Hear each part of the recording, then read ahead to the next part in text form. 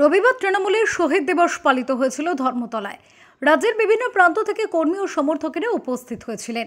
21 সভায় যোগ দেওয়ার লক্ষ্যে কলকাতায় গিয়েছিলেন শিলিগুড়ির এক বাসিন্দা, কিন্তু শেষ অবধি বাড়ি আর ফেরা হয়নি তার। পরিবার সূত্রে জানা গিয়েছে, মৃত রঞ্জিত মণ্ডল পেশায় মেকানিক। তিনি পৌর নিগমের 35 নম্বর ওয়ার্ডের ভক্তিনগর এলাকার বাসিন্দা। সেখানে প্রথম পক্ষে স্ত্রী সন্তান থাকেন। অন্যদিকে শহীদ কলোনিতেও তার দ্বিতীয় সংসার রয়েছে বলেই খবর। রঞ্জিত বছর 5 আগে তৃণমূল কংগ্রেসে যোগ দেয়। 23 সালে প্রথমবার ধর্মতলায় আয়োজিত শহীদ দিবসের বিশেষ সভায় যোগ দিয়েছিলেন তিনি। এবারও সেই লক্ষ্যে 19 তারিখ কলকাতা পৌঁছন। তার সঙ্গে জনদশেক স্থানীয় তৃণমূল কর্মীও ছিলেন।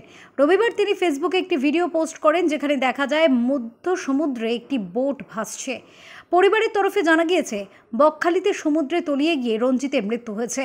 মৃতের পরিবারের দাবি, তার সঙ্গীরাই রঞ্জিতকে খুন করেছেন। বলে তোর বাবার তো এরকম জলে ডুবে গেছে। যে ডুবে গেছে মানে কি হয়েছে, সঠিক খবরটা বলো। বলে আমরা দেখছি, তোমরা একসাথে ছিল, তোমরা জানো না। বলে আমরা তো রুমে। বাবা কি একা একা তো সমুদ্রে স্নান করতে যাবে না? একা একা কেউ যায় না। এখন ওরা তো নিজেদের বের করতে যাচ্ছে। সে একটা মানুষের কিছু ক্ষতির হয়ে যাচ্ছে, ওইটা ভালো না, ওরা নিজেরা বের হয়ে যাবে। ওরা নিজেরা তার লাস্টে আমরা ধমকি দিয়ে বলতেছি যে আপনারা বলুন কি হয়েছে আমাদেরকে। চিল্লাই বললাম, বলে তোর বাবা আর নাই। স্বামীর মৃত্যুর খবরে কান্নায় ভেঙে পড়েছেন স্ত্রী। শোক সন্তপ্ত পরিবারের সদস্যরা। মৃত্যুর খবর জানতে পেরে রবিবার বিকেলে মৃতের ছোট ছেলে কলকাতার উদ্দেশ্যে রওনা হন। শিলিগুড়ি থেকে অরূপ পোদ্দারের রিপোর্ট, ওঙ্কার বাংলা।